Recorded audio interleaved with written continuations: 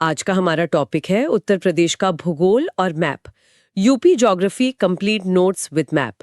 बिना किसी कहानी या बैकग्राउंड के एकदम सीधे हम उत्तर प्रदेश के सामान्य परिचय से क्लास शुरू करते हैं। कुछ बेसिक तथ्य हैं जो हर समय याद रहने चाहिए। उत्तर प्रदेश की स्थापना 24 जनवरी 1950 को हुई थी। राज्य की राजधानी लखनऊ है। उच्च न्यायालय प्रयागराज में है और इसका कुल क्षेत्रफल 2,40,928 वर्ग किमी है। बिल्कुल। और इस क्षेत्रफल वाले पॉइंट में एक बहुत ही जरूरी बात है। अगर हम भारत के मैप में देखें तो यूपी क्षेत्रफल के हिसाब से चौथे स्थान पर है, लेकिन अगर हम जनसंख्या की बात करें तो यह पहले स्थान पर है। अच्छा, एरिया में फोर्थ और पॉपुलेशन में फर्स्ट। जी हाँ। और ये कॉन्ट्रास्ट एग्जाम के नजरिए से बहुत महत्वपूर्ण है। मतलब जमीन कम है और लोग ज्यादा। ये एक बड़ा जियोग्राफिकल प्रेशर पॉइंट है, इसे तुरंत याद कर लेना चाहिए। सही कहा। तो इतनी बड़ी आबादी को संभालने वाला ये राज्य मैप पर कैसा दिखता है, इसके लिए हमें बाउंड्रीज की तरफ बढ़ना होगा ताकि एक मेंटल मैप तैयार हो सके। तो सबसे पहले बात करते हैं अंतर्राष्ट्रीय सीमा की। उत्तर में नेपाल की सीमा लगती है। हाँ, और वो पूरी एक लंबी बेल्ट है। बिल्कुल। नेपाल से लगने वाले कुल 7 जिले हैं, जिन्हें अगर हम एक फ्लो में देखें तो पीलीभीत, लखीमपुर खीरी, बहराइच, श्रावस्ती, बलरामपुर, सिद्धार्थनगर और महाराजगंज। और इन 7 जिलों को इमेजिन करना बहुत आसान है। ये सभी जिले मैप के एकदम ऊपरी हिस्से को कवर करते हैं। खैर, अब अन्य राज्यों से लगने वाली सीमाओं को दिशाओं के अनुसार समझते हैं। अगर हम पश्चिम की तरफ जाएं तो वहां हरियाणा, दिल्ली और राजस्थान की सीमा लगती है। मतलब ये सहारनपुर से लेकर आगरा तक वाले जिले होंगे। एकदम सही, सहारनपुर से आगरा तक। फिर अगर हम दक्षिण में आए तो वो पूरा हिस्सा मध्य प्रदेश से घिरा हुआ है, जो झांसी से लेके सोनभद्र तक जाता है। पूर्व की बात करें तो वहां बिहार लगता है, जिसमें बलिया, गाजीपुर, चंदौली आते हैं। और दक्षिण पूर्व की तरफ? दक्षिण पूर्व में छत्तीसगढ़ और झारखंड की सीमा लगती है, जो सिर्फ सोनभद्र को टच करती है। सोनभद्र से मुझे याद आया, मैप में ये जिला थोड़ा अलग सा दिखता है, एकदम नीचे लटका हुआ। ये इतना खास क्यों है? एग्जाम में ये अक्सर एक हॉट टॉपिक रहता है। देखिए, ये खास इसलिए है क्योंकि सोनभद्र मैप में बिल्कुल दक्षिण पूर्व में स्थित है। और मजे की बात यह है कि ये अकेला जिला 4 राज्यों को टच करता है: मध्य प्रदेश, छत्तीसगढ़, झारखंड और बिहार। यही बात इसे एग्जाम के लिए सबसे फेवरेट सवाल बनाती है। अरे वाह, एक जिला और 4 राज्य। बाहरी सीमाओं को समझने के बाद अब राज्य के अंदरूनी भूगोल को समझने का समय है। पूरे मैप को आसानी से याद रखने के लिए हम यूपी को 4 भागों में बांट सकते हैं: पश्चिमी यूपी, मध्य यूपी, पूर्वी यूपी और बुंदेलखंड के साथ विंध्या क्षेत्र। जी, और इन्हीं 4 भागों के आधार पर इसके 4 भौतिक भाग भी बनते हैं। बिल्कुल। पहला है तराई क्षेत्र, फिर गंगा यमुना दोआब, उसके बाद पूर्वांचल और आखिर में बुंदेलखंड। और इन्हें याद रखने के लिए एक सुपर मैप ट्रिक है हमारे पास। अगर आप इसे समझ लें तो रटने की जरूरत ही नहीं पड़ेगी।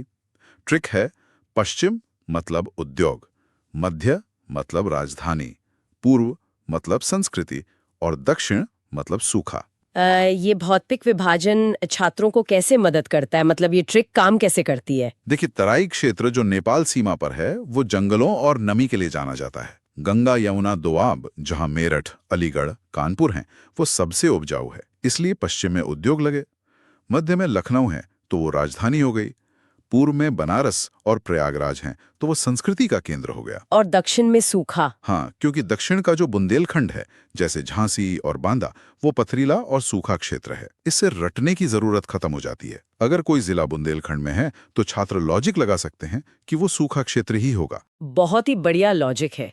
और उपजाऊ जमीन और सूखे क्षेत्रों की बात सीधे तौर पर नदियों से जुड़ती है। तो चलिए गंगा प्रणाली की प्रमुख नदियों को देख लेते हैं। इनमें मुख्य हैं गंगा, यमुना, घाघरा, गोमती और गंडक। नदियां तो हैं, लेकिन एग्जाम के फोकस से नदियों और उनके किनारे बसे शहरों का मिलान यानी मैपिंग समझना बहुत जरूरी है। हाँ, अक्सर कानपुर और आगरा को लेकर कंफ्यूजन होता है। बिल्कुल। इसे ऐसे याद रखें कि कानपुर एक बड़ा शहर है और वाराणसी भी। ये दोनों गंगा के किनारे बसे हैं, जबकि आगरा, जहां ताजमहल है, वो यमुना के किनारे स्थित है। तो गंगा पर कानपुर और बनारस और यमुना पर आगरा। एकदम क्लियर। नदियों और भौतिक क्षेत्रों को जानने के बाद अब हम स्पेसिफिक जोन्स और उनके प्रमुख जिलों का क्विक रिवीजन करते हैं। मैं तेजी से जोन वाइज जिलों की लिस्ट बता रही हूँ। पश्चिमी यूपी में सहारनपुर से आगरा तक के जिले हैं, जो कि पूरी इंडस्ट्रियल बेल्ट है। हाँ। फिर मध्य यूपी में लखनऊ, कानपुर, उन्नाव आदि आते हैं। पूर्वी यूपी में प्रयागराज, वाराणसी, गोरखपुर शामिल हैं। बुंदेलखंड में झांसी, बांदा, चित्रकूट आदि हैं। और अंत में तराई बेल्ट, जिसमें नेपाल बॉर्डर वाले जिले आते हैं। अब इसमें एक बात ध्यान देने वाली है, एग्जाम के नजरिए से हमें हर जिले का पड़ोसी याद नहीं करना है। हमें सिर्फ राजधानी और प्रमुख शहरों के आसपास के जिलों पर फोकस करना है। मतलब जिन्हें हम टच करने वाले जिले कहते हैं। बिल्कुल। बाउंड्री वाले सवाल एग्जाम में सबसे ज्यादा कंफ्यूज करते हैं। जैसे लखनऊ के आसपास सीतापुर, बाराबंकी, उन्नाव, रायबरेली हैं। अगर प्रयागराज की बात करें तो उसे कौशाम्बी, प्रतापगढ़ और मिर्जापुर टच करते हैं। अच्छा, और वाराणसी को? वाराणसी को जौनपुर, चंदौली और गाजीपुर टच करते हैं। और ऊपर गोरखपुर को देवरिया, बस्ती और महाराजगंज टच करते हैं। मैं भी इस बात पर जोर देना चाहूंगी कि बाउंड्री वाले सवाल एग्जाम में फंसाते हैं, इसलिए इन टच करने वाले जिलों को ध्यान से सुनना बहुत जरूरी है। अब पूरे टॉपिक के डिटेल डिस्कशन के बाद हम पूरे चैप्टर का सबसे हाई यील्ड डेटा सामने रखते हैं। हाँ, बुलेट पॉइंट्स की तरह। बिल्कुल। यूपी में कुल 75 जिले हैं। सबसे बड़ा जिला लखीमपुर खीरी है, सबसे छोटा हापुड़ है और सबसे लंबी नदी गंगा है। और अगर हम एग्जाम में क्या पूछा जाता है वाले सेक्शन को डिकोड करें तो पेपर सेटर हमेशा 3 चीजों पर फोकस करता है। पहला, कौन सा जिला किस राज्य या देश की सीमा पर है। दूसरा, नदी किस जिले से गुजरती है। और तीसरा, राजधानी के पड़ोसी जिले कौन से हैं। तो ये 3 पैटर्न ही असली गेम चेंजर हैं। चलिए 2-3 लाइनों में पूरे सेशन को समराइज करते हैं। तो आज हमने देखा कि यूपी 75 जिलों और 4 मुख्य भौगोलिक भागों में बटा है। इसकी अंतर्राष्ट्रीय सीमा नेपाल से और राज्य सीमाएं पश्चिम में हरियाणा, राजस्थान से लेकर दक्षिण में मध्य प्रदेश तक फैली हैं। और गंगा यमुना जैसी नदियां इसे उपजाऊ बनाती हैं। बिल्कुल। और वो जो मैप ट्रिक थी, पश्चिम उद्योग पूर्व संस्कृति, उससे इस पूरे स्ट्रक्चर को याद रखना बहुत आसान हो जाता है। एकदम सही। अब जब हमारा ये क्विक रिवीजन पूरा हो गया है तो इसे पक्का करने के लिए एक काम जरूर करें। एक ब्लैंक यानी खाली मैप लें और बिना देखे ये इमेजिन करने की कोशिश करें कि गंगा नदी बिजनौर से होते हुए किन किन जिलों को पार करके बलिया से बाहर निकलती है। ये मेंटल एक्सरसाइज इस पूरे मैप को हमेशा के लिए आपके दिमाग में छाप देगी। टॉपिक है उत्तर प्रदेश, 1 डिस्ट्रिक्ट 1 प्रोडक्ट योजना। सीधे टॉपिक पर आते हैं। साल 2018 में ये योजना शुरू हुई थी। हाँ, और एक बात साफ कर दूं कि ये हमारा एक बहुत ही क्विक और डिटेल रिवीजन क्लास है। इसमें हम यूपी के हर एक जिले और उसके विशेष उत्पाद को कवर करेंगे ताकि एग्जाम का कोई भी फैक्ट मिस ना हो। बिल्कुल। तो सबसे पहले इस योजना का बेस समझते हैं। ये जो इसका मूल मॉडल है ना, वो जापान के 1 विलेज 1 प्रोडक्ट मूवमेंट से प्रेरित है। सही कहा।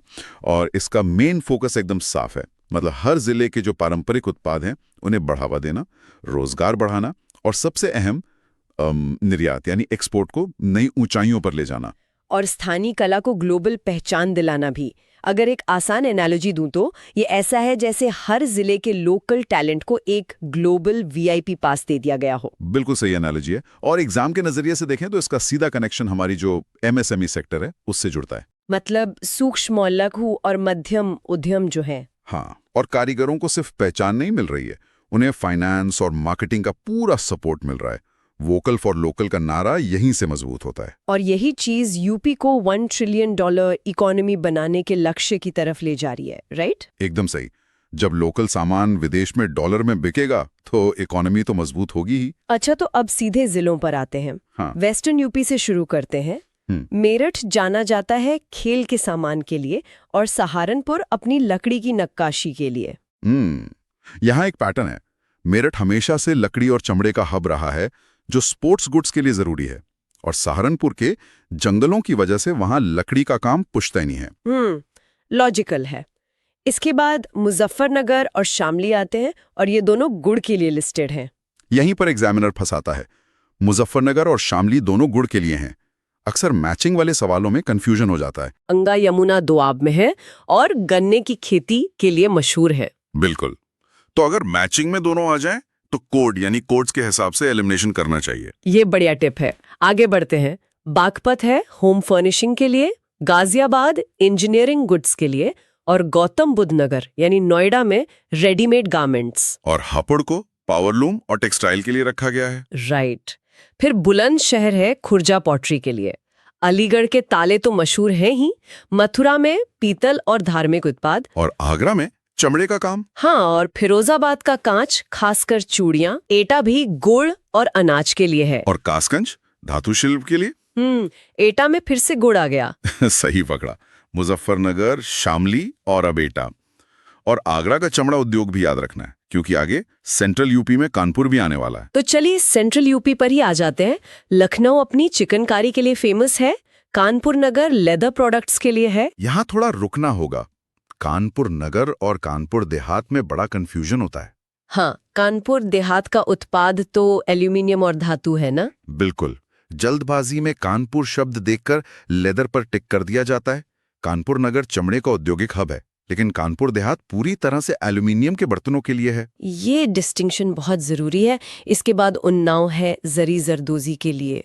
सीतापुर में दरी और कालीन का काम है। और हरदोई है हैंडलूम के लिए। राय बरेली लकड़ी उत्पादों के लिए। फतेहपुर और बाराबंकी ये दोनों फिर से हैंडलूम के लिए है। हाँ, ये एक पूरा हैंडलूम क्लस्टर है। हरदोई, फतेहपुर और बाराबंकी। और अयोध्या का ओडीओपी क्या है? गुड़ और धार्मिक वस्तुएं। मतलब गुड़ के अब 4 जिले हो गए, मुजफ्फरनगर, शामली, एटा और अयोध्या। एकदम सही। अगर सवाल आता है कि कौन सा जिला गुड़ उत्पादन से जुड़ा नहीं है, तो ये लिस्ट बहुत काम आएगी। चलिए अब पूर्वी यूपी की तरफ चलते हैं।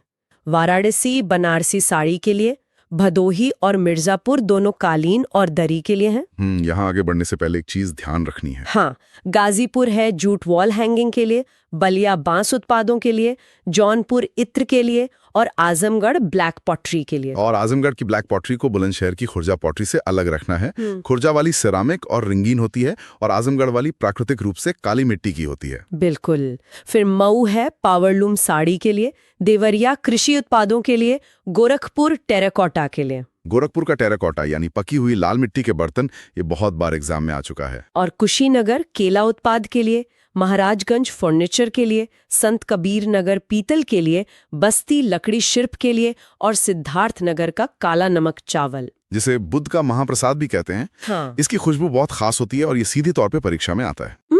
एक बात बताइए, योजना का नाम वन डिस्ट्रिक्ट वन प्रोडक्ट है, लेकिन कालीन भदोही में भी है, मिर्जापुर में भी और आगे शाहजहांपुर में भी आएगा। ऐसा क्यों? ये एक बहुत ही विश्लेषणात्मक सवाल है। इसका जवाब है रीजनल क्लस्टर। भदोही और मिर्जापुर का पूरा इलाका ऐतिहासिक रूप से कालीन बुनाई का एक बहुत बड़ा सप्लाई चेन हब है। अच्छा, मतलब ये अर्थव्यवस्था किसी एक जिले तक सीमित नहीं है। हाँ, ऊन, रंगाई, बुनकर सब जुड़े हुए हैं, तो सरकार किसी एक जिले को चुनकर बाकियों को नहीं छोड़ सकती। इसीलिए क्लस्टर अप्रोच अपनाया गया है। समझ गई। तो एग्जाम में कालीन के लिए पहला ऑप्शन हमेशा भदोही चुनना चाहिए। बिल्कुल, प्रमुख जिले को हमेशा प्राथमिकता देनी है। अब बुंदेलखंड पर आते हैं। झांसी है सॉफ्ट टॉयज के लिए, ललितपुर दालों के लिए, जालौन धातु शिल्प के लिए और हमीरपुर जूते और चमड़े के लिए। हाँ, और महोबा पान के लिए, बांदा शजर पत्थर के लिए और चित्रकूट लकड़ी के खिलौनों के लिए। बुंदेलखंड से शजर पत्थर बहुत यूनिक है, ये केन नदी में मिलता है। और हमीरपुर में चमड़ा आना एक विसंगति है, इसे याद रखना, एलिमिनेशन में बहुत काम आता है। और चित्रकूट के लकड़ी के खिलौने और झांसी के सॉफ्ट टॉयज में भी अंतर याद रखना है। एग्जैक्टली। अब आखिर में तराई और रोहिलखंड। बरेली है जरी जरदोजी के लिए, पीलीभीत बांसुरी के लिए, क्योंकि वहां तराई के जंगलों में बेहतरीन क्वालिटी का बांस मिलता है। बिल्कुल। शाहजहांपुर फिर से कालीन के लिए, लखीमपुर खीरी गन्ना उत्पादों के लिए और सीतापुर दरी के लिए, जिसका जिक्र हमने किया था। रामपुर पैचवर्क और टेक्सटाइल के लिए जाना जाता है। हाँ, और मुरादाबाद पीतल के लिए, जो विश्व स्तर पर पीतल नगरी है। संभल सींग उत्पादों यानी हॉर्न क्राफ्ट के लिए, अमरोहा ढोलक के लिए और बिजनौर लकड़ी और फर्नीचर के लिए। इसमें पीलीभीत की बांसुरी और अमरोहा की ढोलक, ये म्यूजिकल इंस्ट्रूमेंट्स का क्लस्टर एग्जामिनर्स का फेवरेट है। और संभल का हॉर्न क्राफ्ट तो बहुत ही यूनिक कैटेगरी है। तो ये हुए सारे जिले। अब फटाफट एग्जाम बूस्टर और ट्रिक्स देख लेते हैं। 2018 में शुरुआत हुई और इस योजना में जीआई टैग वाले उत्पादों को विशेष फोकस में रखा गया है। जीआई टैग यानी जियोग्राफिकल इंडिकेशन, जो एक कानूनी संरक्षण देता है। बनारसी साड़ी, काला नमक चावल, खुर्जा पॉटरी और फिर फिरोजाबाद ग्लास, ये 4 नाम परीक्षा के लिए सबसे हाई यील्डिंग फैक्ट्स हैं। बिल्कुल।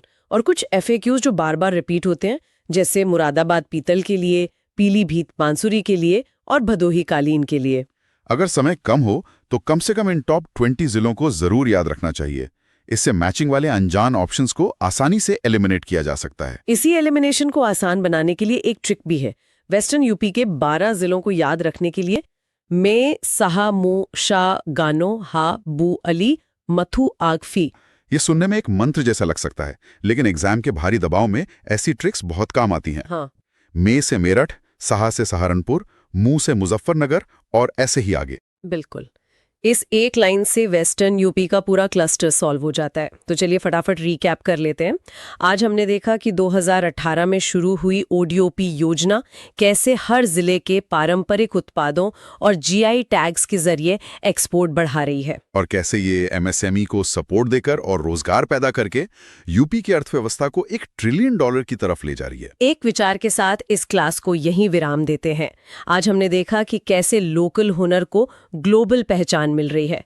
लेकिन सोचने वाली बात यह है कि जब ये सारे 75 जिले अपने पूरी क्षमता से एक्सपोर्ट करने लगेंगे, तो क्या उत्तर प्रदेश का ये जापानी मॉडल पूरे भारत के लिए एक नया इंडस्ट्रियल ब्लूप्रिंट बन जाएगा? इस पर जरूर। हमारा टॉपिक है उत्तर प्रदेश के प्रमुख मेले। बिल्कुल। और आज हम इस टॉपिक को सिर्फ रटने वाले नहीं हैं। हाँ, क्योंकि दुनिया का सबसे बड़ा इंसानी जमावड़ा हो या कोई ऐसा मेला जहाँ पशुओं के व्यापार के साथ साथ शिव मंदिर भी हों। पूरे 101 शिव मंदिर। हाँ, 101 शिव मंदिर।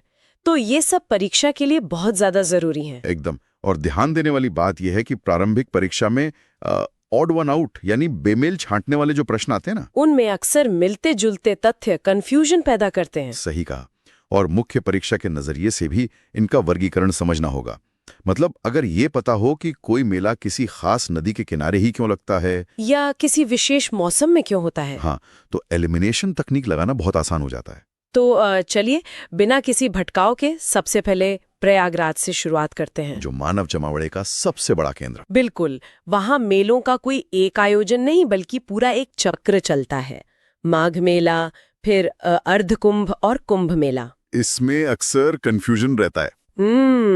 अगर मैं इसे एक साधारण सी स्कूल एग्जाम की एनालॉजी से समझाऊं तो माघ मेला एक वीकली या मंथली टेस्ट की तरह है जो हर साल होता है। हाँ, एकदम नियमित अंतराल पर हर साल। और अर्धकुंभ हाफ ईयरली एग्जाम की तरह है जो 6 साल में आता है। और कुंभ तो सीधा फाइनल बोर्ड एग्जाम है जो पूरे 12 साल में एक बार आता है। ये स्कूल एग्जाम वाली एनालॉजी बिल्कुल सटीक बैठती है। चक्र एकदम साफ हो गया। और पता है एग्जामिनर यही सबसे बड़ा ट्रैप बिछाते हैं। वो कथन दे देते हैं कि माघ मेला 12 साल में लगता है। हाँ, जो कि बिल्कुल गलत है। माघ मेला वार्षिक है और ये कल्पवास की प्राचीन परंपरा के लिए जाना जाता है, जहाँ श्रद्धालु संगम के तट पर 1 महीना टेंट में रहकर सादगी भरा जीवन जीते हैं। सही कहा। और कुंभ की तो बात ही अलग है।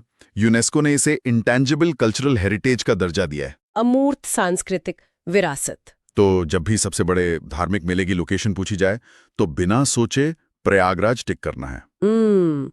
अब प्रयागराज के इस विशाल चक्र से निकलकर थोड़ा ग्रामीण अर्थव्यवस्था की तरफ चलते हैं, यानी पशु मेलों का महत्व। हाँ, परीक्षा में अक्सर पश्चिमी यूपी और पूर्वांचल के मेलों की तुलना करवाई जाती है। पश्चिमी यूपी में आगरा का बटेश्वर मेला है और पूर्वांचल में बलिया का ददरी मेला। भौगोलिक दृष्टि से एकदम 2 किनारे, और इन दोनों में एक बहुत दिलचस्प और तार्किक समानता है। दोनों ही प्रमुख नदियों के तट पर लगते हैं ना? बिल्कुल। बटेश्वर यमुना तट पर और ददरी गंगा के करीब। इसका लॉजिक ये है कि पुराने समय में नदियां ही हाईवे हुआ करती थी, व्यापार का मुख्य रास्ता। इसीलिए इन नदी तटों पर बड़े पशु मेले विकसित हुए। व्यापारी आसानी से आ जा सकते थे। बहुत शानदार लॉजिक है ये।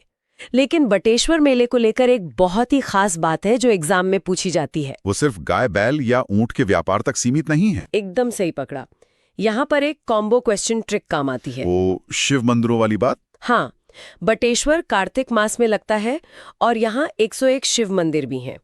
तो एग्जामिनर सीधे पशु मेला नहीं पूछता, वो सवाल घुमाकर पूछता है कि कौन सा मेला पशु व्यापार और मंदिरों की श्रृंखला के लिए जाना जाता है। और जब भी टेम्पल प्लस एनिमल फेयर का कॉम्बो आए तो जवाब बिना झिझक आगरा का बटेश्वर मेला होगा। और पूर्वांचल में ददरी मेला है कार्तिक पूर्णिमा पर, जो पूर्वांचल का सबसे बड़ा पशु मेला है। तो पश्चिम में बटेश्वर और पूर्व में ददली। दिमाग में एकदम साफ नक्शा बन गया। व्यापार और पशुओं से हटकर अब उन मेलों पर आते हैं जो समाज को जोड़ते हैं। सांस्कृतिक और विरासत वाले मेले। इसमें मेरठ का नौचंदी मेला और वाराणसी की रामनगर रामलीला सबसे अहम है। अक्सर लोगों को लगता है कि मेला मतलब किसी एक धर्म या भगवान का त्योहार। अब नौचंदी मेले की क्या खासियत है जो इस धारणा को तोड़ती है? ये एक बहुत ही शानदार डायरेक्ट हिट हैक है। नौचंदी मेला होली के ठीक बाद मेरठ में लगता है और ये हिंदू मुस्लिम एकता का बेहतरीन प्रतीक है। बिल्कुल। मेला स्थल पर एक तरफ नौचंदी देवी का मंदिर है और ठीक सामने बाल्य मियां की मजार, जहाँ दोनों जगह एक साथ प्रार्थनाएं होती हैं। तो परीक्षा में जब भी सामाजिक समरसता या दो समुदायों के मिलन की बात हो तो नौचंदी मेला ही सही उत्तर होता है। ये तो साझा संस्कृति का उत्सव हो गया। और सांस्कृतिक विरासत में वाराणसी की रामनगर रामलीला का जिक्र आना भी स्वाभाविक है। रामलीलाएं तो हर शहर में होती हैं, लेकिन रामनगर की रामलीला में ऐसा क्या खास है जो इसे यूनेस्को के स्तर तक ले गया? इसका ऐतिहासिक स्केल। ये किसी एक तय मंच पर नहीं होती। पूरे रामनगर शहर के अलग अलग हिस्सों में दृश्य मंचित होते हैं। अयोध्या, लंका, अशोक वाटिका, सबके लिए शहर में अलग अलग स्थान तय हैं। और दर्शक भी दृश्यों के साथ साथ शहर में घूमते हैं। ये एक जीवंत परंपरा है जिसमें मशालों का इस्तेमाल होता है। इसी विशिष्ट नाट्य परंपरा की वजह से ये यूनेस्को हेरिटेज का हिस्सा है। तो परीक्षा में एकता शब्द आते ही नौचंदी और यूनेस्को आते ही रामनगर रामलीला को पहचानना है। नौचंदी और रामलीला जैसे मेलों ने तो समाज को जोड़ा, लेकिन कुछ मेले विशेष मौसम या महीने पर टिके हैं। जैसे नवरात्र के मेले। इनमें चैत्र नवरात्र में लगने वाला बलरामपुर का देवीपाटन मेला है, जो एक प्रमुख शक्तिपीठ है, और सहारनपुर का शाकुंभरी देवी मेला भी है, जहां नवरात्र में शक्ति पूजा होती है। तो नवरात्र का नाम आते ही विकल्प में बलरामपुर या सहारनपुर खोजना चाहिए। लेकिन महीनों की सूची में सबसे महत्वपूर्ण है सावन का महीना। सावन आते ही शिव भक्ति के मेले शुरू हो जाते हैं। सावन के मेलों में आगरा का कैलाश मेला बहुत प्रसिद्ध है। लेकिन आगरा सुनते ही दिमाग में वापस बटेश्वर आ सकता है। यहीं पर कंफ्यूजन से बचना जरूरी है। बटेश्वर कार्तिक महीने में लगता है और पशु व्यापार से जुड़ा है, जबकि कैलाश मेला विशुद्ध रूप से सावन के सोमवार को लगने वाला शिव पूजा का मेला है। महीनों का ये अंतर ही परीक्षा में सही उत्तर तक पहुंचाता है। और सावन में एक और नाम है लखीमपुर खीरी का गोला गोकर्णनाथ मेला। हाँ, इस पर अक्सर सवाल सीधे नाम से नहीं आते। इसे छोटा काशी के नाम से पूछा जाता है। तो जब भी प्रश्न आए कि छोटा काशी के नाम से प्रसिद्ध सावन का मेला कहाँ लगता है, तो लखीमपुर खीरी को टिक करना है। एकदम सही। सावन और शिव भक्ति की बात हो गई तो अब सीधे ब्रजभूमि की तरफ चलते हैं। मथुरा वृंदावन सर्किट। यहाँ मेलों की अलग ही छटा है। इस लिस्ट में श्रावण मास का झूला मेला है, फिर दिवाली के बाद गोवर्धन मेला और बरसाना का लट्ठमार होली मेला, जो संस्कृति और त्योहार का एकदम सही मिश्रण है। ये पूरा सर्किट कृष्ण जी के इर्द गिर्द है। हाँ, अगर मैं एग्जाम दे रही होती तो मैं हर विकल्प में कृष्ण जी से जुड़ा लॉजिक लगाती। पर क्या एग्जामिनर छात्रों के इसी माइंडसेट का फायदा उठा सकते हैं? बिल्कुल। और यहीं पर एक बहुत ही रेयर फैक्ट सामने आता है। ये एग्जामिनर्स का पसंदीदा ट्रैप है। कौन सा मेला? बलदेव या दाऊजी मेला, जो भाद्रपद महीने में लगता है। दाऊजी मेला यानी ये सीधे तौर पर भगवान कृष्ण को नहीं बल्कि उनके बड़े भाई बलराम जी को समर्पित है। एकदम सही। ये गेम चेंजर है। जब परीक्षा में कृष्ण सर्किट से जुड़े मेलों में बेमेल छांटने को आता है यह पूछा जाता है कि कौन सा मेला बलराम जी से जुड़ा है, तो बलदेव मेला ही सही उत्तर होता है। इसे याद रखना बहुत जरूरी है। ये वाकई एक महत्वपूर्ण ट्रैप है। अब क्षेत्रीय सर्किट से निकलकर पवित्र नदियों के तटों और प्राचीन मुनियों के आश्रमों की ओर बढ़ते हैं। हापुड़ का गढ़मुक्तेश्वर मेला इसमें सबसे प्रमुख है। कार्तिक पूर्णिमा के अवसर पर विशाल गंगा स्नान के लिए जाना जाता है। नदियों के किनारे लगने वाले मेलों में मिर्जापुर और वाराणसी क्षेत्र का कजरी मेला भी अहम है, जो सावन में कजरी लोकगीतों से जुड़ा है। और पूर्वी यूपी जैसे गोरखपुर और बलिया में छठ मेला भी बड़े स्तर पर मनाया जाता है, जो सूर्योपासना का महापर्व है। नदियों के अलावा कुछ मेले प्राचीन तपोभूमियों पर भी लगते हैं, जैसे सीतापुर का नैमिषारण्य मेला, 88,000 ऋषियों की तपोभूमि, जो अमावस्या और पूर्णिमा के दिन आयोजित होता है। प्राचीन भारत के ज्ञान का बहुत बड़ा केंद्र रहा है। इसी कड़ी में फर्रुखाबाद का कपिल मेला भी शामिल है, जो कार्तिक मास में लगता है। कपिल मुनि से जुड़ा हुआ, तो कपिल मुनि को फर्रुखाबाद से और 88,000 ऋषियों को नैमिषारण्य यानी सीतापुर से जोड़कर याद रखना चाहिए। तो सारे महत्वपूर्ण तथ्य और स्थान तो कवर हो गए। लेकिन परीक्षा हॉल के दबाव में सिर्फ जानकारी होना काफी नहीं है। उसका माइंड मैप बनाना सबसे ज्यादा जरूरी है। ताकि ऑड वन आउट आसानी से छांटा जा सके। मेलों को 4 श्रेणियों में बांट लेते हैं। पहला है धार्मिक मेले, जिसमें कुंभ, देवीपाटन, शाकुंभरी और नैमिषारण्य आते हैं। दूसरा है पशु मेले, जहां बटेश्वर और ददरी प्रमुख हैं। तीसरा है सांस्कृतिक मेले, जैसे नौचंदी, कजरी और रामनगर रामलीला। और चौथा है कृष्णाधारित सर्किट, जिसमें झूला, गोवर्धन, बरसाना और दाऊजी मेला शामिल हैं। जब दिमाग में ये ढांचा स्पष्ट होता है तो गलत विकल्प पहचानना सेकंड्स का काम हो जाता है। और यहीं से मेंस एग्जाम का नजरिया भी मिलता है, जिसे हम मेंस बूस्ट कह सकते हैं। ये मेले उत्तर प्रदेश के विकास के 4 प्रमुख स्तंभ हैं। पहला है सांस्कृतिक एकता, जैसे नौचंदी मेला जो अलग अलग समुदायों को एक मंच पर लाता है। दूसरा और सबसे महत्वपूर्ण स्तंभ है आर्थिक विकास। हाँ, ददरिया बटेसर जैसे मेले सिर्फ जानवरों के लिए नहीं है, वहाँ कुम्हार, लोहार, कपड़ों के व्यापारी और छोटे दुकानदार भी आते हैं। मतलब ये ग्रामीण अर्थव्यवस्था के पॉपअप मार्केट हैं। कई कारीगरों की तो साल भर की आमदनी ही इन मेलों पर निर्भर होती है। बिल्कुल। तीसरा स्तंभ है पर्यटन को बढ़ावा। यूनेस्को धरोहर के कारण कुंभ या रामलीला में देश विदेश से लोग आते हैं, जिससे ट्रांसपोर्ट और होटल व्यापार को भारी बढ़ावा मिलता है। और चौथा स्तंभ है सामाजिक समरसता और लोक कलाओं का संरक्षण। कजरी और बरसाना की होली के जरिए हमारी लोक कलाएं एक पीढ़ी से दूसरी पीढ़ी तक पहुंचती हैं। निष्कर्ष यही है कि ये सिर्फ धार्मिक आयोजन नहीं, यूपी की ग्रामीण अर्थव्यवस्था की रीढ़ हैं। एकदम। चलिए अब इस पूरे सेशन का एक बहुत ही क्विक रिवीजन कर लेते हैं। स्थानों और मेलों का सही मिलान। आगरा में बटेश्वर और कैलाश मेला, मेरठ में नौचंदी मेला, बलिया में ददरी मेला, बलरामपुर में देवीपाटन, लखीमपुर खीरी में गोला गोकर्णनाथ यानी छोटा काशी, सहारनपुर में शाकुंभरी, हापुड़ में गढ़मुक्तेश्वर और मिर्जापुर में कजरी मेला। इन सटीक मिलानों से किसी भी प्रश्न का आसानी से सामना किया जा सकता है। ये समरी बहुत ही सटीक है। अंत में एक विचार जिस पर गंभीरता से मंथन किया जाना चाहिए। आज का दौर तेज। हमारा टॉपिक है उत्तर प्रदेश के खनिज, और इस डीप डाइव में हम सीधे इसी पर बात करेंगे। बिल्कुल। तो देखिए, सबसे पहले ये समझना बहुत जरूरी है कि उत्तर प्रदेश में जो खनिज पाए जाते हैं उनको मुख्य रूप से 3 कैटेगरीज में बांटा गया है। Right, 3 categories. हाँ, पहली है ऊर्जा खनिज, मतलब एनर्जी मिनरल्स। दूसरी है धात्विक खनिज यानी मेटालिक मिनरल्स। और तीसरी जो कैटेगरी है वो है अधात्विक खनिज, जिसे नॉन मेटालिक मिनरल्स कहते हैं। अच्छा, अगर इसे थोड़ा आसान भाषा में समझें तो ये सिर्फ कोई लिस्ट नहीं है ना। इसे हम किसी भी इंडस्ट्री के शरीर की तरह देख सकते हैं। वो कैसे? मतलब जो ऊर्जा खनिज हैं, जैसे कोयला या पेट्रोलियम, वो किसी भी ढांचे को चलाने वाला ईंधन है, बिल्कुल वैसे ही जैसे हमारे शरीर को कैलोरी चाहिए होती है। बिल्कुल, एकदम सही एनालॉजी है। और जो धात्विक और अधात्विक खनिज हैं, वो उस उद्योग का कच्चा माल है।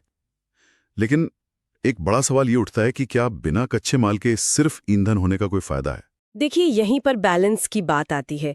किसी भी औद्योगिक क्रांति के लिए ईंधन और कच्चे माल दोनों का एक ही जगह होना बहुत जरूरी है। राइट। अगर दोनों एक साथ मिल जाएं, तो वो क्षेत्र आर्थिक रूप से बहुत ताकतवर हो जाता है।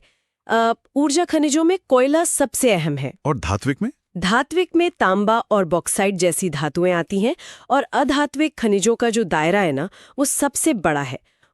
इसमें आपका चूना पत्थर, डोलोमाइट, सिलिका सैंड, जिप्सम और फायर क्ले सब शामिल हैं। लेकिन इन रिपोर्ट्स को पढ़ते हुए मेरे दिमाग में बहुत ही बेसिक सवाल आ रहा था। क्या? मतलब अगर हम भारत का नक्शा देखें तो झारखंड, उड़ीसा या छत्तीसगढ़ जैसे जो राज्य हैं, वो खनिजों के भंडार पर बैठे हैं। हाँ, बिल्कुल। फिर यूपी के बॉर्डर में आते ही अचानक से जमीन के नीचे का ये खजाना गायब क्यों हो जाता है? मतलब क्या ये जो नदियों का इतना बड़ा मैदानी इलाका है, ये खनिजों के लिए कोई रुकावट है? ये बहुत ही शानदार पॉइंट है। देखिए, यहाँ पर जियोलॉजी यानी भूविज्ञान का एक बहुत क्रूर नियम काम करता है। खनिज कोई हवा में या रातों रात तो बनते नहीं हैं। राइट, करोड़ों साल लगते हैं। बिल्कुल, करोड़ों सालों का दबाव, बहुत ज्यादा तापमान और सबसे जरूरी चीज प्राचीन आग्नेय और रूपांतरित चट्टानें, मतलब इग्नियस और मेटामॉर्फिक रॉक्स। और यूपी का 80 से 90% हिस्सा क्या है? वो सिर्फ गंगा और यमुना नदियों का मैदानी इलाका है, जलोढ़ मैदान है वो। तो उसका मतलब ये हुआ कि जब हिमालय बन रहा था तो वहां से जो नदियां निकली उन्होंने करोड़ों सालों तक अपने साथ जो गाद, रेत और मिट्टी बहा कर लाई। हाँ, और उसे पूरे इलाके में बिछा दिया। बिल्कुल, एक बहुत मोटी चादर बिछा दी। एकदम सही। और नदियों ने जो ये मिट्टी की मोटी चादर बिछाई ना, ये खेती के लिए तो वरदान बन गई। दुनिया की सबसे उपजाऊ जमीन बन गई। और खनिजों का क्या हुआ? प्राचीन चट्टानों को इतना नीचे दबा दिया कि आज वहां तक खुदाई करना टेक्निकली और आर्थिक रूप से असंभव है। अरे वाह! तो मतलब जो मिट्टी खेती के लिए सबसे बड़ी ताकत बनी, उसी ने खनिजों को हमेशा के लिए दफन कर दिया। बिल्कुल ऐसा ही हुआ है। तो इसीलिए यूपी में खनिज सिर्फ वही मिलते हैं जहां नदियों की ये चादर नहीं पहुंच पाई। मतलब राज्य का दक्षिणी किनारा, विंध्य और बुंदेलखंड का पठार। एकदम सही। ये क्लैरिटी होना बहुत जरूरी है। जब भी यूपी में खनिजों की बात होगी, फोकस सिर्फ इसी दक्षिणी बेल्ट पर रहेगा। राइट। और इस पठारी क्षेत्र में भी जब सबसे अहम ऊर्जा खनिज यानी कोयले की बात आती है, तो सोनभद्र और मिर्जापुर जिले सबसे ऊपर है। और उसमें भी सोनभद्र। हाँ, सोनभद्र का नाम आते ही सिंगरौली कोलफील्ड दिमाग में आता है। ये एरिया यूपी और एमपी के बॉर्डर पर है। बिल्कुल। लेकिन एक दिलचस्प बात और है यहाँ। इसी सिंगरौली में एनटीपीसी के बड़े बड़े थर्मल पावर प्लांट्स भी लगे हुए हैं। हाँ, ताप विद्युत ग्रह। तो सवाल यह है कि कोयले को खदान से निकालकर राज्य के दूसरे हिस्सों में क्यों नहीं भेजा जाता? पावर प्लांट खदान के मुहाने पर ही क्यों है? इसके पीछे ट्रांसपोर्ट अर्थशास्त्र का नियम है। देखिए, कोयला एक वेट लूजिंग कच्चा माल है। वेट लूजिंग मतलब वजन कम होना। हाँ, इसे ऐसे समझिए, जब 1 टन कोयले को भट्ठी में जलाते हैं तो पीछे क्या बचता है? भारी मात्रा में सिर्फ राख। अच्छा, और राख का तो कोई काम नहीं। बिल्कुल। अगर आप उस कोयले को ट्रेन में लाद कर 500 किलोमीटर दूर ले जाएंगे तो आप असल में उस राख को ढोने का किराया दे रहे हैं। अरे हाँ, ये तो बहुत बड़ा नुकसान है। इसीलिए ट्रांसपोर्ट का खर्च बचाने के लिए खदान के पास ही कोयला जलाकर बिजली बना लेना ज्यादा लॉजिकल है। मतलब कोयला ढोने से अच्छा है बिजली बनाओ और उसे हाई टेंशन तारों से पूरे राज्य में भेज दो। इसे तकनीकी भाषा में शायद पिट हेड जनरेशन कहते हैं। एकदम सही शब्द पकड़ा आपने, पिट हेड जनरेशन। ये सिंगरौली को यूपी की ऊर्जा राजधानी बनाता है।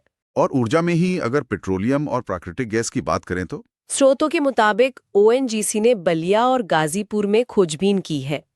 वहां थोड़े बहुत संकेत मिले हैं। लेकिन एक मिनट, बलिया और गाजीपुर तो विंध्य के पठार में नहीं है ना? वो तो मैदानी इलाके हैं, वहां पेट्रोलियम कैसे? ये एक बहुत ही शानदार जियोलॉजिकल अपवाद है। पेट्रोलियम हमेशा अवसादी चट्टानों में मिलता है, जहां करोड़ों साल पहले समुद्री जीव या पेड़ पौधे दबे हों। अच्छा। ऐसा माना जाता है कि विंध्य बेसिन का कुछ हिस्सा बहुत गहराई में पूर्वी यूपी की तरफ भी है। हालांकि अभी वहां कोई बड़ा व्यावसायिक उत्पादन नहीं हो रहा है, सिर्फ संभावनाएं हैं। ठीक है, तो ऊर्जा का इंतजाम तो हो गया सिंगरौली से। अब शहर और इंफ्रास्ट्रक्चर बनाने के लिए जो कच्चा माल चाहिए वो भी तो विंध्य क्षेत्र से ही आता है। बिल्कुल, मिर्जापुर और सोनभद्र से। इस लिस्ट में सबसे पहला नाम है चूना पत्थर यानी लाइमस्टोन। और चूना पत्थर के लिए मिर्जापुर सबसे प्रमुख है। हाँ, मिर्जापुर प्रमुख है और सोनभद्र में भी मिलता है। इसका सबसे बड़ा इस्तेमाल सीमेंट उद्योग में होता है। तो यहाँ भी वही कोयले वाला इकोनॉमिक्स काम करता है। सीमेंट बनाने में जो कैल्सिनेशन की प्रक्रिया होती है ना, उसमें चूना पत्थर को बहुत ज्यादा तापमान पर गर्म किया जाता है। बिल्कुल। और क्योंकि इसमें भी वजन कम होता है, इसलिए सीमेंट की फैक्ट्रियां चूना पत्थर की खदानों के बिल्कुल पास लगाई जाती हैं। मिर्जापुर में खदान है तो फैक्ट्री भी वही। एकदम सही लॉजिक है, ट्रांसपोर्ट कॉस्ट बचानी है। अब विंध्य क्षेत्र में चूने के अलावा बॉक्साइट भी मिलता है। बॉक्साइट मतलब एल्यूमिनियम का अयस्क। हाँ, और ये भी मिर्जापुर और सोनभद्र में ही मिलता है। एल्यूमिनियम के बारे में एक बड़ी रोचक बात कही जाती है कि ये ठोस रूप में जमा की गई बिजली है। अरे वाह, सॉलिडिफाइड इलेक्ट्रिसिटी। हाँ, क्योंकि बॉक्साइट से एल्यूमिनियम निकालने के लिए इलेक्ट्रोलाइसिस होता है और उसमें इतनी भयंकर बिजली लगती है कि अगर सस्ती बिजली ना हो तो एल्यूमिनियम बनाना घाटे का सौदा है। और यहीं पर विंध्य का मास्टर स्ट्रोक काम आता है। बिल्कुल। सोनभद्र मिर्जापुर में बॉक्साइट का मिलना और ठीक वहीं सिंगरौली से सस्ती बिजली मिलना, ये एक बहुत ही दुर्लभ तालमेल है। बहुत शानदार। इसी बेल्ट में एक और खनिज है, डोलोमाइट। ये मुख्य रूप से सोनभद्र में मिलता है और इसका इस्तेमाल लोहा इस्पात उद्योग में होता है। अच्छा, डोलोमाइट का इस्तेमाल लोहे की इंडस्ट्री में एक फ्लक्स के रूप में होता है, लेकिन ये फ्लक्स भट्टी के अंदर करता क्या है? इसे आप एक रासायनिक स्पंज की तरह मान सकते हैं। जब लोहे को पिघलाते हैं तो उसमें बहुत सारी चट्टानी अशुद्धियां होती हैं। राइट, सिलिका वगैरह। हाँ, तो अगर पिघले हुए लोहे में डोलोमाइट डाल दें तो वो उन अशुद्धियों के साथ रिएक्ट करके एक तरल पदार्थ बना लेता है। उसे स्लैग कहते हैं। और स्लैग हल्का होता है तो ऊपर तैरने लगता है। बिल्कुल, उसे ऊपर से हटा लेते हैं और नीचे एकदम शुद्ध लोहा मिल जाता है। तो डोलोमाइट लोहे की सफाई का एजेंट है। अच्छा, विंध्य में ही एक और अधात्विक खनिज मिलता है, फायर क्ले। हाँ, फायर क्ले। ये भी मिर्जापुर और सोनभद्र में है। इसका मेन काम रिफ्रैक्टरी मटेरियल्स बनाना है। Refractory materials. ये वो ईंटें होती हैं ना जो बहुत ज्यादा गर्मी सह सकती हैं? एकदम सही। जो लोहे या सीमेंट की बड़ी भट्टियां होती हैं, उनका तापमान हजारों डिग्री तक जाता है। तो नॉर्मल ईंटें तो पिघल जाएंगी वहां। हाँ, या टूट जाएंगी। इसीलिए फायर क्ले की ईंटें लगाई जाती हैं। इसके अलावा रिसर्च में ये भी है कि मिर्जापुर में थोड़ी बहुत मात्रा में मार्बल भी मिलता है। तो मतलब विंध्य क्षेत्र यूपी में खनिजों का पावर हाउस है। अब राज्य के दूसरे खनिज संपन्न हिस्से की बात करते हैं, बुंदेलखंड क्षेत्र। हाँ, बुंदेलखंड। इसमें मुख्य रूप से झांसी और ललितपुर आते हैं। ये अपनी प्राचीन ग्रेनाइट चट्टानों के लिए जाना जाता है। और धात्विक खनिजों में यहाँ तांबा मिलता है। यूपी में तांबा सिर्फ ललितपुर में पाया जाता है। बिल्कुल। बुंदेलखंड का पठार भारत के सबसे पुराने भूभागों में से है। यहाँ आग्नेय चट्टानें हैं जो मैग्मा के ठंडे होने से बनी है। तांबे का मिलना बहुत अहम है क्योंकि ये इलेक्ट्रिसिटी का बहुत अच्छा सुचालक है। इसके अलावा बुंदेलखंड में ग्रेनाइट पत्थर बहुत मिलता है, झांसी और ललितपुर दोनों जगह। ग्रेनाइट भी तो गहराई में मैग्मा के ठंडे होने से ही बनता है ना? हाँ, और ये प्रक्रिया जितनी धीमी होती है, पत्थर उतना ही कठोर बनता है। इसीलिए कंस्ट्रक्शन में इसका इतना इस्तेमाल है। राइट। और इसी बुंदेलखंड में खास तौर पर झांसी और हमीरपुर में जिप्सम भी मिलता है, जिसका इस्तेमाल सीमेंट और उर्वरक उद्योग में बहुत होता है। जिप्सम का सीमेंट में रोल बड़ा इंटरेस्टिंग है। ये एक रिटार्डर की तरह काम करता है। मतलब? प्रक्रिया को धीमा करने वाला। हाँ, अगर सीमेंट में पानी मिलाएं और जिप्सम ना हो तो सीमेंट तुरंत पत्थर बन जाएगा। कारीगर को काम करने का समय ही नहीं मिलेगा। अच्छा, तो जिप्सम जमने की स्पीड को कंट्रोल करता है। बिल्कुल, ये छोटे छोटे खनिज ही इतने बड़े उद्योगों को चला रहे हैं। अच्छा, बुंदेलखंड के खनिजों के बाद एक और बहुत क्रिटिकल खनिज है, सिलिका सैंड। हाँ, सिलिका सैंड। ये मुख्य रूप से प्रयागराज, वाराणसी और झांसी में मिलता है, लेकिन इसमें प्रयागराज सबसे टॉप पर है। और प्रयागराज की सिलिका सैंड का सीधा कनेक्शन वहां की कांच इंडस्ट्री यानी ग्लास इंडस्ट्री से है। बिल्कुल। पर एक सवाल आता है दिमाग में कि नॉर्मल जो बालू होती है उससे कांच क्यों नहीं बन सकता? सिलिका सैंड में ऐसा क्या खास है? देखिए, कांच बनाने के लिए हाई क्वालिटी का सिलिकॉन डाइऑक्साइड चाहिए। जो नॉर्मल बालू होती है ना, उसमें मिट्टी और लोहे की अशुद्धियां बहुत ज्यादा होती हैं। तो उससे कांच धुंधला बनेगा? हाँ, कमजोर और धुंधला। लेकिन गंगा और यमुना ने हजारों सालों में जो बालू किनारों पर जमा की है, वो घिस घिस कर इतनी साफ हो चुकी है कि वो कांच उद्योग के लिए एकदम परफेक्ट है। मतलब ये नदियों का अपना प्राकृतिक रिफाइनिंग प्रोसेस है। जब इस बालू को 1700 डिग्री पर पिघलाते हैं तो ये कांच बन जाती है। एकदम। सिलिका सैंड कांच के लिए वही है जो रोटी के लिए आटा। राइट। और हाँ, भवन निर्माण वाली जो नॉर्मल बालू या रेत है, वो तो गंगा यमुना बेल्ट के लगभग हर जिले में मिली जाती है। तो अगर हम इस पूरे डिस्ट्रीब्यूशन को देखें तो ये एक बहुत स्पष्ट इकोनॉमिक कॉरिडोर बनाता है। बिल्कुल बनाता है। हमारे पास इसे याद रखने के लिए एक मेमोरी ट्रिक भी है। 100 मील झापरा। 100 मील झापरा सुनने में किसी मंत्र जैसा लगता है। हाँ, लेकिन ये असल में यूपी की पूरी दक्षिणी औद्योगिक बेल्ट का नक्शा है। चलिए इसे डिकोड करते हैं। बिल्कुल। तो पहला अक्षर है सो, मतलब सोनभद्र। राइट। ये कॉरिडोर का पावर हाउस है।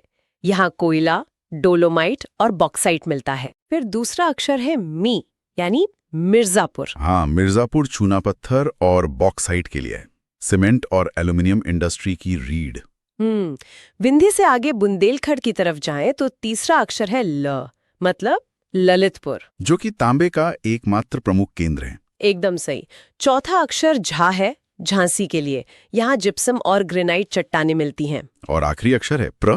प्र से प्रयागराज, जो अपनी सिलिका सैंड के साथ कांच उद्योग को चला रहा है। तो ये 5 जिले सोनभद्र, मिर्जापुर, ललितपुर, झांसी और प्रयागराज। ये ट्रिक सिर्फ रटने के लिए नहीं है, बल्कि क्विक रिवीजन है कि यूपी का इंडस्ट्रियल भविष्य कहाँ टिका है। बिल्कुल सही कहा। तो अगर इस पूरे डीप डाइव का हम सार निकालें तो बात साफ है कि खनिजों का विस्तार पूरे राज्य में नहीं है, ये सिर्फ विंध्य और बुंदेलखंड की पट्टी तक सीमित है। हाँ, कोयले के लिए सिंगरौली, चूने के लिए मिर्जापुर, तांबे के लिए ललितपुर और सिलिका सैंड के लिए प्रयागराज। और ये जो खनिजों की सीमित मात्रा है ना, इसके पीछे का विज्ञान बहुत रोचक है। लेकिन यहाँ से एक बहुत गहरा विचार भी सामने आता है। वो क्या? देखिए, खदानें चाहे कितनी भी बड़ी हों, एक ना एक दिन वो खाली हो ही जाती हैं। हाँ, खनिजों का भंडार तो सीमित है। राइट। तो असली खजाना क्या है? जिस उपजाऊ मिट्टी ने खनिजों को गहराई में दबा दिया, वही मिट्टी हर साल सदियों से अनाज पैदा कर रही है। बहुत सही बात है। खदानें एक दिन वीरान हो जाएंगी, लेकिन क्या इस राज्य का ये मैदानी हिस्सा इसे हमेशा चलने वाली एक स्थायी आर्थिक ताकत नहीं देता? जमीन के नीचे का सीमित कोयला ज्यादा मूल्यवान है या जमीन के ऊपर की वो मिट्टी जो जीवन को कभी रुकने नहीं देती? सोचने वाली बात। आज का हमारा टॉपिक है उत्तर प्रदेश के 18 प्रशासनिक मंडल। बिल्कुल। तो बिना किसी देरी के सीधा शुरू करते हैं कि आखिर ये मंडल या जिसे हम डिवीजन कहते हैं, ये होता क्या है? हाँ, देखिए, अगर बहुत ही आसान भाषा में कहें ना, तो मंडल कई जिलों का एक समूह होता है।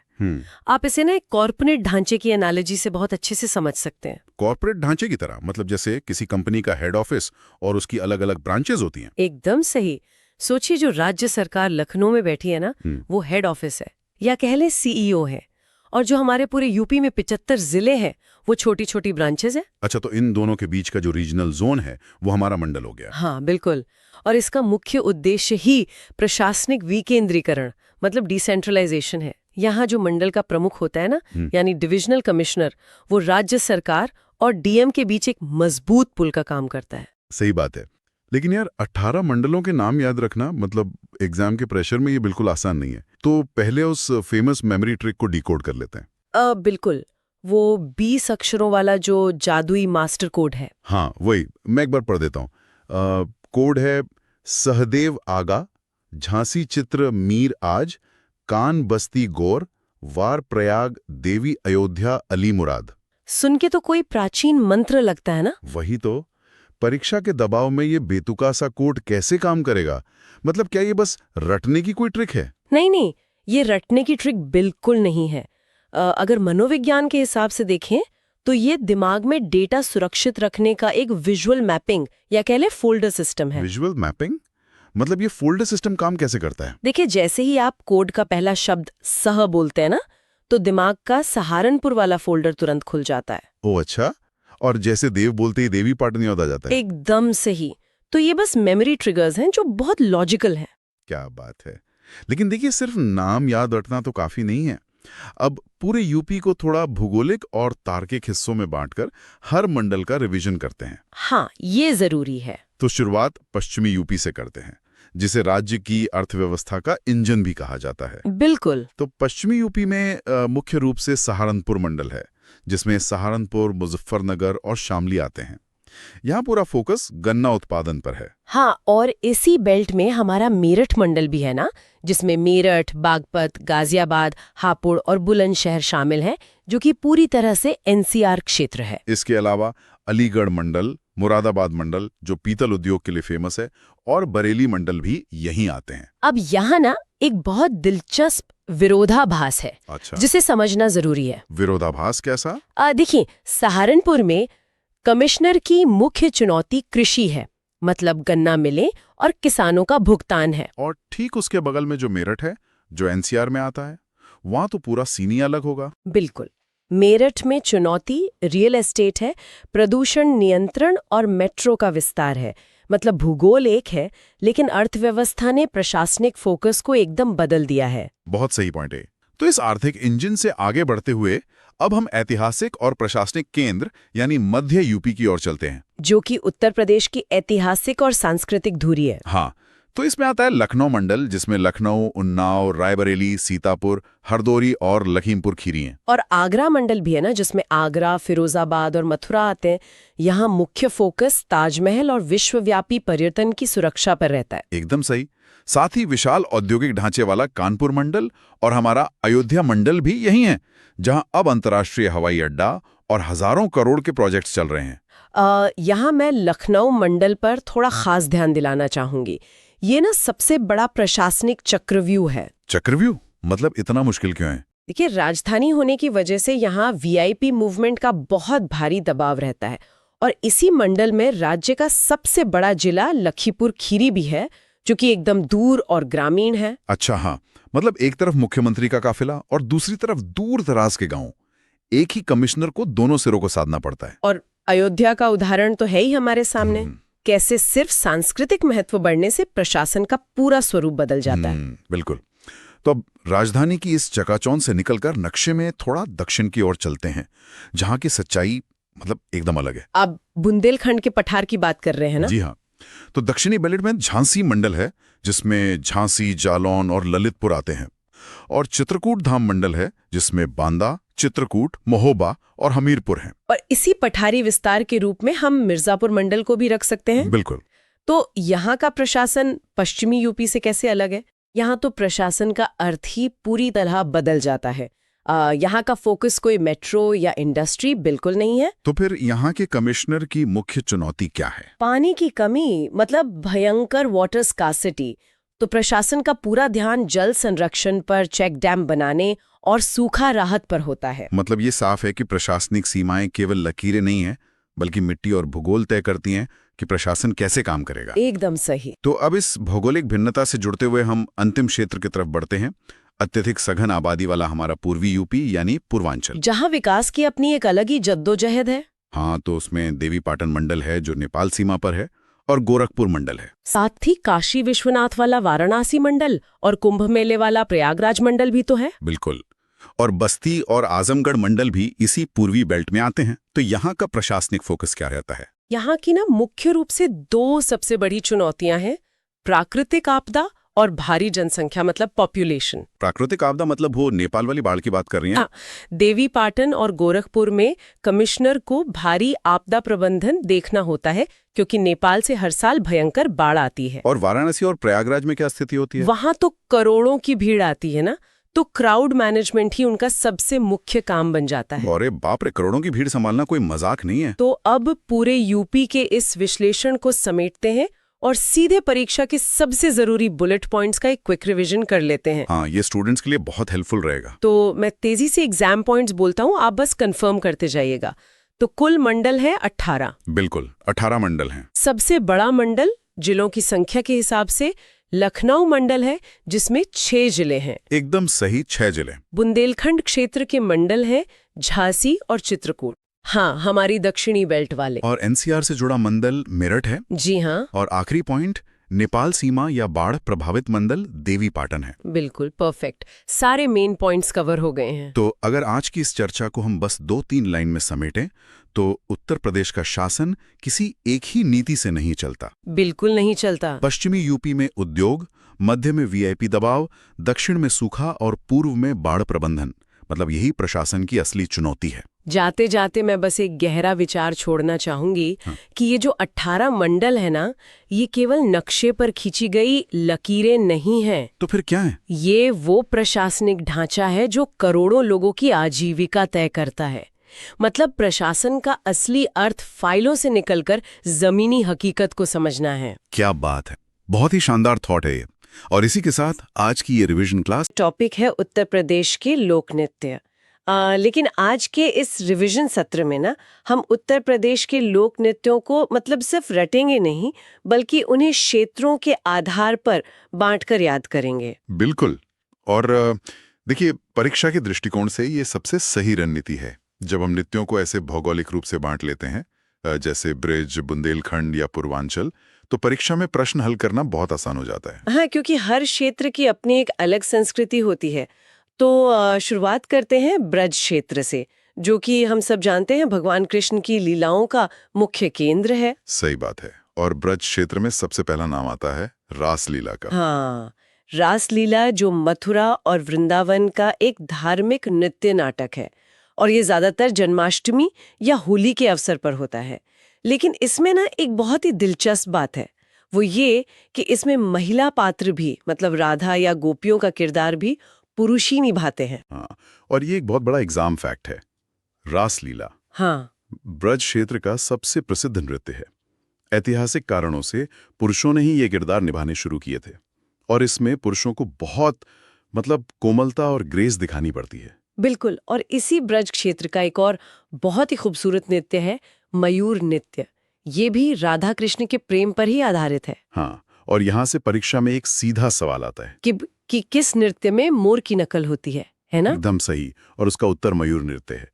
इसमें नर्तक भारी वेशभूषा पहनते हैं और बिल्कुल एक मोर की तरह घुटनों पर बैठकर संतुलन बनाते हैं। अरे वाह! और अगर संतुलन बनाने की बात हो ही रही है, तो चरकुला नृत्य का जिक्र आना तो लाजिमी है। बिल्कुल, मथुरा यानी ब्रज क्षेत्र में महिलाओं द्वारा किया जाने वाला ये बहुत ही प्रमुख नृत्य है, और इसे याद रखने की एक बहुत आसान सी एग्जाम ट्रिक है। ट्रिक क्या है वो? चरकुला यानी सिर पर दीप, क्योंकि इस नृत्य में महिलाएं अपने सिर पर दीपकों से सजी एक बहुत बड़ी संरचना रखकर नाचती हैं।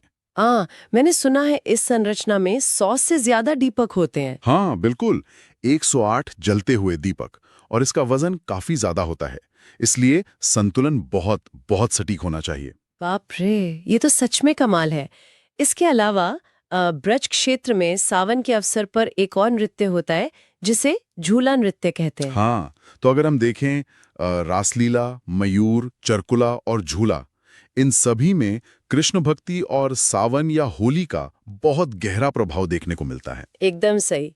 तो ब्रज क्षेत्र की इस भक्ति से अब आगे बढ़ते हैं बुंदेलखंड की ओर। बिल्कुल, बुंदेलखंड का भूगोल थोड़ा अलग है, तो यहाँ के नृत्यों में आपको डंडे, दीपक और बहुत ज्यादा नाटकीयता देखने को मिलेगी। यहाँ ऊर्जा बहुत ज्यादा होती है। हाँ, और इसी ऊर्जा का एक बेहतरीन उदाहरण है बुंदेलखंड का पाई डंडा नृत्य, जो कि डंडों के साथ किया जाता है। सही कहा, और इसे याद रखने का सबसे अच्छा तरीका है इसकी तुलना करना। पाई डंडा नृत्य बिल्कुल गुजरात के डांडिया जैसा है। अच्छा, मतलब एग्जाम में अगर डांडिया के समान नृत्य पूछा जाए तो वो पाई डंडा होगा। हाँ, एकदम सही। इसे याद रखना बहुत आसान हो जाता है। लेकिन एक कंफ्यूजन भी तो होता है ना। बुंदेलखंड में एक दीप नृत्य भी किया जाता है जलते दीपकों के साथ, और अभी हमने ब्रज में चरकुला पढ़ा, उसमें भी दीपक होते हैं। तो परीक्षा में इन दोनों का अंतर कैसे पहचाने? देखिए, ये बहुत अच्छा सवाल है।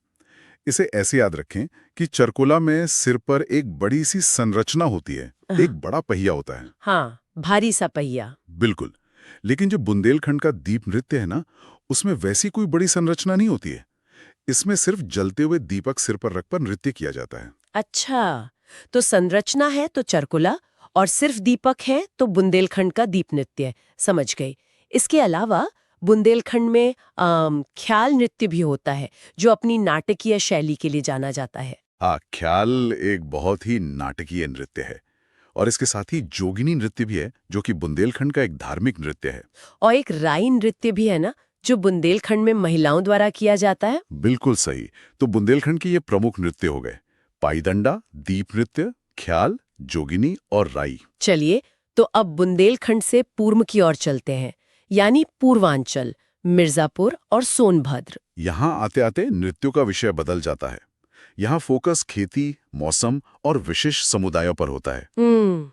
जैसे कि कर्मा नृत्य, जो सोनभद्र और मिर्जापुर में आदिवासियों द्वारा फसल कटाई पर किया जाता है। बिल्कुल, और यहाँ एक बहुत इंपॉर्टेंट एग्जाम फैक्ट है जिसे हाईलाइट करना जरूरी है। कर्मा एक आदिवासी नृत्य है। परीक्षा में ये शब्द अक्सर पूछा जाता है। आदिवासी नृत्य, ठीक है।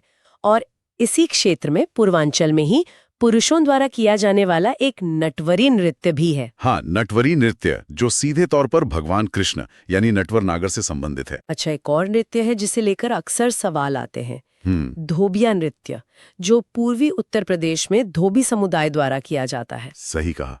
धोबिया नृत्य में ना असल में दैनिक जीवन और श्रम को दिखाया जाता है। हाँ, कैसे वे घाट पर काम करते हैं। हाँ, और एग्जाम पॉइंट ऑफ व्यू से ये बहुत महत्वपूर्ण है कि ये एक जाति आधारित नृत्य है। बिल्कुल।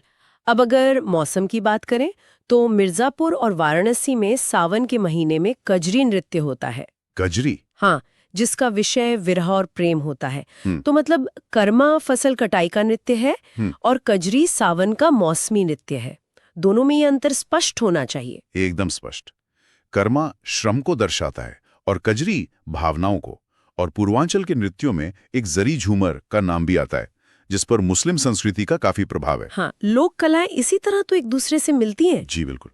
तो चलिए, क्षेत्रीय नृत्यों के बाद अब हम उन प्रमुख नृत्यों पर आते हैं जो युद्ध शैली और लोक नाट्य पर आधारित है। हाँ, जैसे कि कानपुर और हाथरस का सबसे प्रसिद्ध लोकनाट्य नौटंकी। नौटंकी, इसका विषय तो अक्सर प्रेम, सामाजिक मुद्दे या वीर गाथाएं ही होती है ना? बिल्कुल, लेकिन नौटंकी का सबसे महत्वपूर्ण तथ्य ये है कि ये सिर्फ एक नृत्य नहीं है, ये संगीत, नृत्य और अभिनय का पूरा एक पैकेज है। हाँ, एक संपूर्ण कला। अच्छा, एक और नृत्य है कुमाऊं का, जो पहले यूपी का ही हिस्सा था, छोलिया नृत्य, जो कि एक युद्ध शैली है। हाँ, छोलिया नृत्य तलवार और ढाल के साथ किया जाता है। लेकिन इसमें एक बड़ा दिलचस्प एग्जाम फैक्ट है कि ये युद्ध शैली होते हुए भी विवाह के अवसर पर किया जाता है। बिल्कुल, पुराने समय में जब बारातें जाती थी तो सुरक्षा के लिए योद्धा तलवार ढाल लेकर आगे चलते थे। वही अब एक परंपरा बन गई है, एक तरह का मार्शल आर्ट है ये। कमाल है। और इसी तरह पासी समुदाय द्वारा भी युद्ध और वीरता के विषय पर पासी नृत्य किया जाता है। सही बात है, दोनों में ही शौर्य और युद्ध कौशल झलकता है। और एक आखिरी बहुत ही विशिष्ट नृत्य है घुड़ला नृत्य, जिसमें नकली घोड़े के साथ नृत्य किया जाता है। हाँ, नर्तक एक घोड़े के ढांचे के अंदर खड़ा होकर नाचता है, जिससे ऐसा लगता है जैसे वो घुड़सवारी कर रहा हो। तो ये थे उत्तर प्रदेश के लोक नृत्य। अब पूरे सत्र को समेटते हुए परीक्षा के लिए सबसे जरूरी बातों का एक बहुत ही क्विक रिवीजन कर लेते हैं। बिल्कुल, एक तेज रिवीजन करते हैं ताकि सारे फैक्ट्स दिमाग में सेट हो जाएं। रासलीला यानी कृष्ण लीला, चरखुला यानी सिर पर दीप, मयूर यानी मोर की नकल, धोबिया यानी धोबी समुदाय का नृत्य, कर्मा यानी आदिवासी नृत्य, नौटंकी यानी सबसे प्रसिद्ध लोकनाट्य। बहुत बढ़िया। और अब अंतिम 3 लाइनों में भौगोलिक क्षेत्रों की एग्जाम स्ट्रेटेजी। ब्रज क्षेत्र के नृत्य हैं रास, मयूर और चरकुला। बुंदेलखंड के नृत्य हैं दीप, पाई डंडा और राई। और पूर्वांचल के नृत्यों में आते हैं कजरी, कर्मा और धोबिया। बिल्कुल।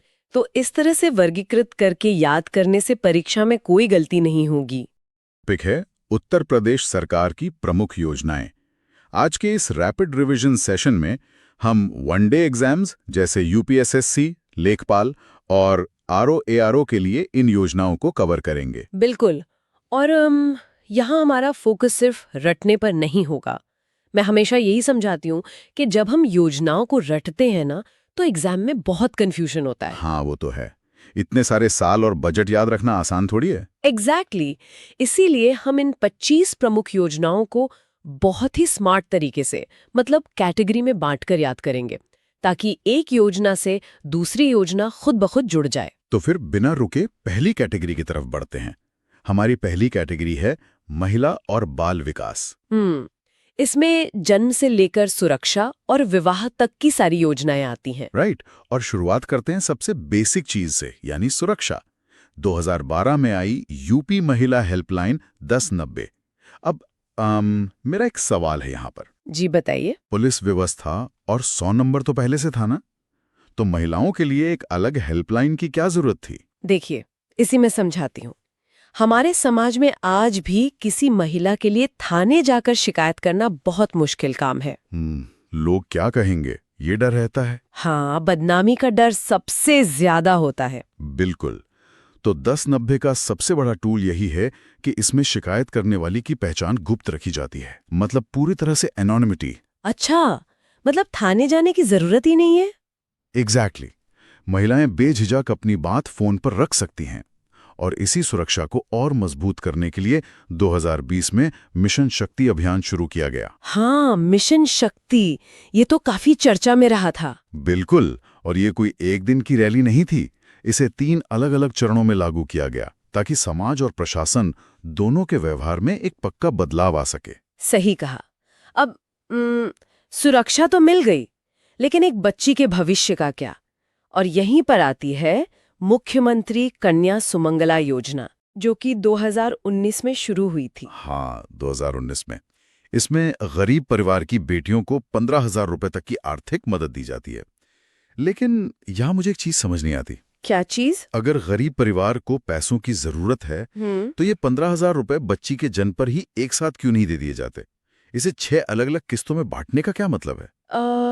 ये बहुत ही तार्किक सवाल है, पर अगर सरकार एक साथ 15,000 दे देगी, तो हो सकता है कि परिवार उस पैसे को घर के राशन या किसी और खर्च में लगा दें, है ना? हाँ, ये तो होता ही है।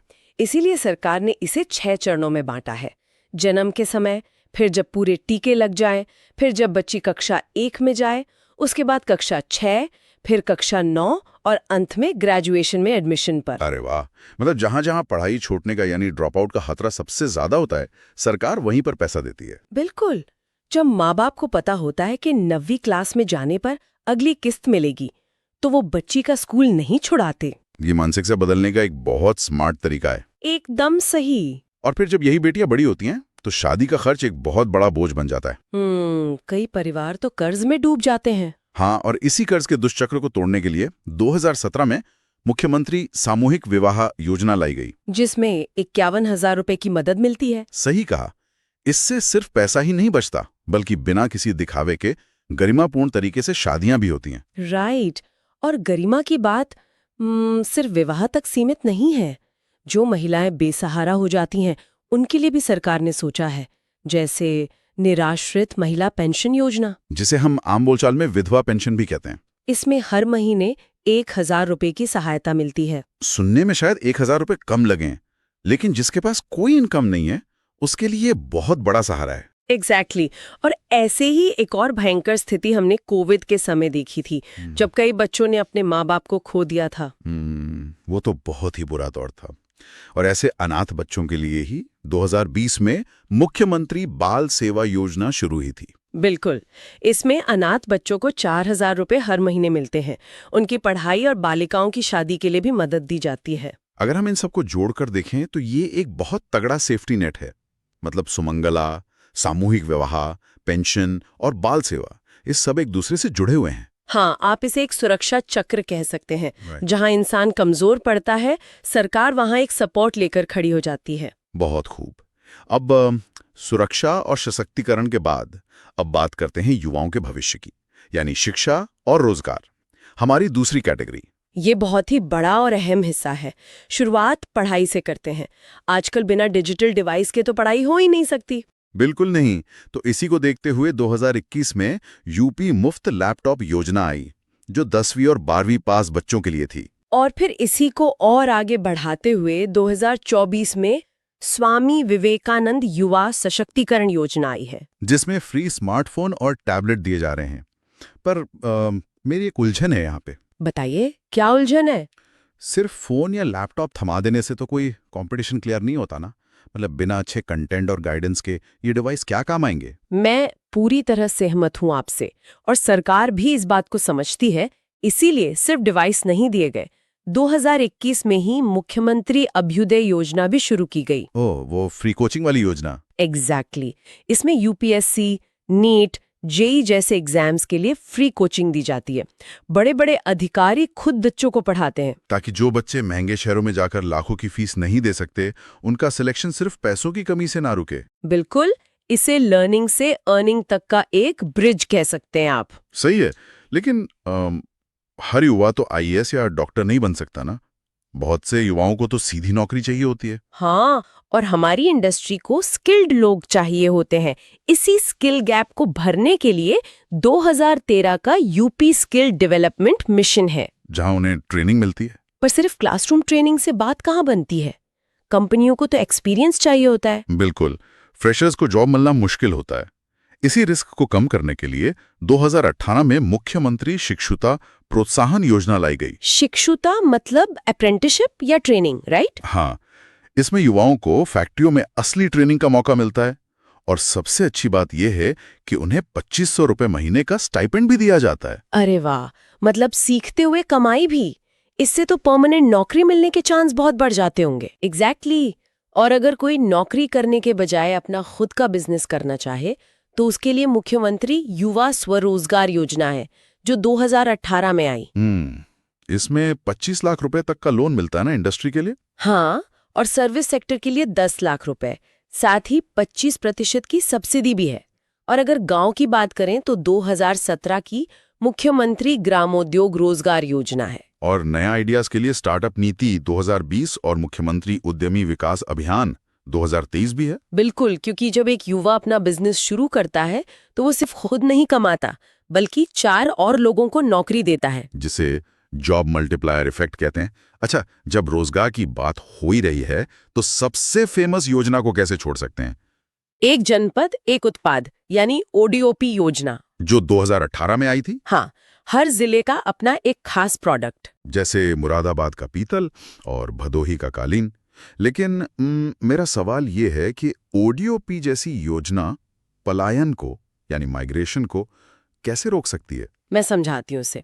ओडीओपी सिर्फ किसी प्रोडक्ट पर ठप्पा लगाना नहीं है, ये पूरी सप्लाई चेन बनाता है। सप्लाई चेन मतलब अगर आप भदोही में कालीन बना रहे हैं तो ओडीओपी के तहत आपको वहीं आसानी से बैंक लोन मिलेगा, वहीं कच्चा माल मिलेगा और वहीं से एक्सपोर्ट की सुविधा भी मिलेगी। ओह, तो सारा काम उसी जिले में हो जाएगा। बिल्कुल। अब आप ही सोचिए, जब एक कारीगर को अपने गांव के पास ही काम मिलेगा और अच्छे पैसे भी, तो वो मुंबई या दिल्ली की झुग्गियों में रहने क्यों जाएगा? बिल्कुल सही बात है। ये तो लोकल इकोनॉमी के लिए बहुत बढ़िया है। तो युवाओं के रोजगार के बाद अब राज्य की रीढ़ हमारे किसानों और आम जनता के स्वास्थ्य की बात करते हैं। हमारी तीसरी कैटेगरी, स्वास्थ्य और बीमा। खेती में रिस्क बहुत है। आए दिन मशीनों से या खेतों में दुर्घटनाएं होती रहती हैं। हाँ, और इसीलिए किसानों की आर्थिक सुरक्षा के लिए 2016 में मुख्यमंत्री किसान एवं सर्वहित बीमा योजना आई थी, जिसमें 5 लाख रुपए तक का कवर मिलता है दुर्घटना होने पर। बिल्कुल। और इसी को और ज्यादा बेहतर तरीके से लागू करने के लिए 2020 में मुख्यमंत्री कृषक दुर्घटना कल्याण योजना शुरू की गई। ये भी 5 लाख रुपए का दुर्घटना बीमा देती है, पर दुर्घटना के अलावा बीमारियों का भी तो खर्चा बहुत होता है। उसके लिए आयुष भारत योजना है, जो यूपी में 2018 में लागू हुई थी। गरीब परिवारों को 5 लाख रुपए का स्वास्थ्य बीमा। लेकिन यहाँ एक बड़ा कंफ्यूजन है एग्जाम्स के लिए। जब आयुष्मान भारत में 5 लाख का कवर मिल रहा था, तो फिर राज्य सरकार ने 2019 में मुख्यमंत्री जन आरोग्य योजना क्यों शुरू कर दी? में आने से छूट गए थे, जिन्हें एक्सक्लूजन एरर बोला जाता है। एग्जैक्टली। अब उन छूटे हुए गरीबों को ऐसे ही तो नहीं छोड़ा जा सकता था, तो उन्हें वही 5 लाख का कवर देने के लिए जन आरोग्य योजना शुरू की गई। अच्छा, मतलब जन आरोग्य एक तरह की बैकअप योजना है, जो आयुष्मान से छूट गए उन्हें कवर करती है। एकदम सही समझे आप। ये एक शॉक एब्जॉर्बर है, ताकि कोई भी गरीब इलाज के खर्च से बर्बाद ना हो। और इसी में एक और योजना है 2020 का मुख्यमंत्री आरोग्य मेला, जिसमें प्राइमरी हेल्थ सेंटर पर फ्री जांच और दवा मिलती है। पर ये मेला हर रविवार को ही क्यों लगता है? इसका लॉजिक बहुत प्रैक्टिकल है। एक मजदूर आम दिनों में काम पर जाता है, अगर वो मंगल या बुध को अस्पताल की लाइन में लगेगा तो उसकी दिहाड़ी कट जाएगी, है ना? हाँ, और वो अपनी दिहाड़ी क्यों छोड़ना चाहेगा? इसीलिए सरकार ने रविवार का दिन चुना, ताकि छुट्टी के दिन वो आराम से जाकर मुफ्त में इलाज करा सके, बिना अपनी दिहाड़ी गंवाए। अरे वाह, ये तो बहुत ही गहरा इकोनॉमिक लॉजिक है। स्वास्थ्य के बाद अब कुछ ऐसी बुनियादी सुविधाओं और इमरजेंसी सेवाओं को देखते हैं जो सीधे आम आदमी की जिंदगी से जुड़ी हैं। यानी हमारी चौथी और आखिरी कैटेगरी, बुनियादी सुविधाएं। कोविड का टाइम याद है ना? जब सब बंद था, तब गरीबों के लिए 2020 में यूपी फ्री राशन योजना शुरू की गई थी। हाँ, ताकि कोई भूखा ना सोए। और इसके अलावा पक्की छत देने के लिए मुख्यमंत्री आवास योजना भी चल रही है, जो कि केंद्र की पीएम आवास योजना का ही स्टेट वर्जन है। और एक और है 2018 की मुख्यमंत्री पर्यटन संवर्धन योजना। बिल्कुल, पर्यटन स्थलों का विकास। हाँ, क्योंकि जब कहीं टूरिज्म बढ़ता है ना, तो सिर्फ मंदिर या पार्क नहीं बनते, वहाँ चाय वाले, गाइड, टैक्सी वाले, होटल वाले, सबको रोजगार मिलता है। ये लोकल इकोनॉमी के लिए एक इंजन की तरह काम करता है। और बुनियादी सुविधाओं के साथ इमरजेंसी सेवाएं भी बहुत जरूरी हैं। हाँ बिल्कुल। पहले पुलिस के लिए 100 नंबर, फायर के लिए 101, एम्बुलेंस के लिए 108। पैनिक में इतने नंबर याद कौन रखेगा? एग्जैक्टली। इसीलिए डायल 112 शुरू किया गया, वन स्टॉप सोल्यूशन। एक ही नंबर डायल करो और पुलिस, फायर या एम्बुलेंस जो चाहिए बुला लो। ये तो सच में बहुत सहूलियत वाली बात है। तो ये थी सभी महत्वपूर्ण योजनाएं। अब एग्जाम में इन्हें बिना कंफ्यूजन के याद कैसे रखें, इसके लिए चलते हैं फाइनल रिवीजन की तरफ। तो जो 3 कैटेगरीज ट्रिक हमने शुरू में बात की थी, उसे बस दिमाग में सेट कर लीजिए। पहली कैटेगरी महिला और बालिका, इसमें आती हैं सुमंगला, मिशन शक्ति और सामूहिक विवाह योजना। दूसरी कैटेगरी युवा और रोजगार, जहां भी स्वरोजगार, अभ्युदय, स्किल या ओडीओपी दिखे, समझ जाइए ये युवाओं को आत्मनिर्भर बनाने के लिए है। और तीसरी कैटेगरी किसान और बीमा, जिसमें कृषक दुर्घटना और जन आरोग्य जैसी स्वास्थ्य कवर वाली योजनाएं हैं। और अब अगर एग्जाम के लिए महत्वपूर्ण वर्षों का क्विक रिकैप करें, तो याद रखिए ओडीओपी आई 2018 में, सुमंगला योजना 2019 में, मिशन शक्ति और मुख्यमंत्री बाल सेवा योजना दोनों 2020 में।